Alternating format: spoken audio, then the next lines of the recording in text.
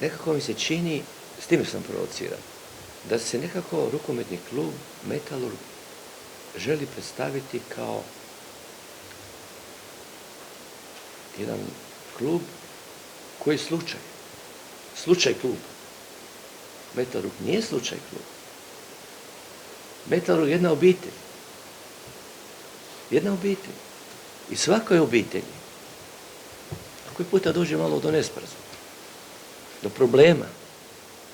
A problemi su zato da se ih riješi. Ja ne vjerujem da je jedna obitelj jako uspješna ako ta obitelj kaže kod nas nikada sve je med i mlijeko.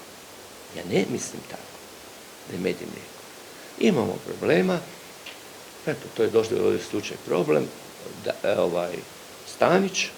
Stanić je jako puno, nikomu to ne može uzeti, niti trener, niti klub, da je dao doprinos u našim rezultatima. Kao i svi ostali, a tu i drugi igrači, kao sve ekipe.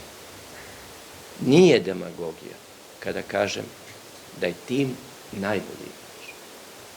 Mislim da Metalurg možda je zadnji klub koji je zaslužio, vidim kroz portale, ovo čujem, mada ne čitam ja to puno, i kroz novine, da se to nekako... Mi imamo taj problem koji ćemo riješiti. Mi imamo sposobnu upravu, sposobne ljude koji vode klub, na čelu sa našim sponzorom, glavom. I mi ćemo to riješiti. A ne bih želio da se klub Metalurg stavi u klub slučaj.